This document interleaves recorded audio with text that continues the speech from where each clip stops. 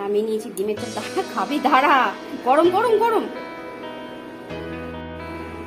নমস্কার বন্ধুরা, আজকে আমি করছি ডিমের টেবিল। এর জন্য আমি এখানে আলু সিদ্ধ করে নিয়েছি, এখানে একটা ডিম নিয়ে নিয়েছি, এটাকে আমি হাফ করে নেব।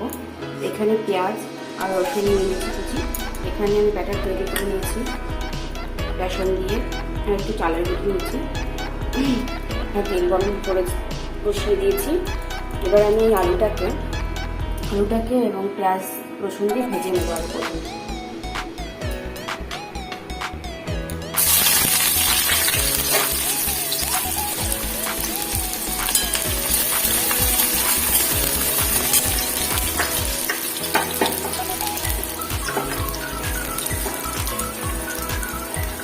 এর মধ্যে একটু বাদাম কুচি করে দিলেও খুব ভালো লাগে।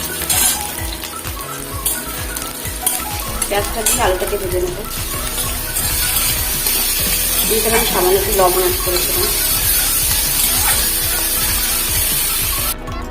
এভাবে ডিমটাকে হাফ করে এবং ডিমগুলির উপরে আলুটাকে এভাবে দিয়ে দিচ্ছি। এবার এটাকে ঠান্ডা হলে ভালো হতো, গরম তো।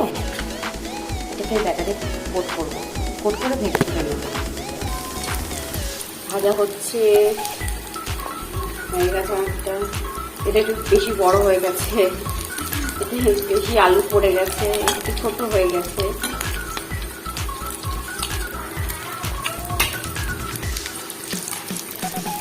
নামিয়ে নেব।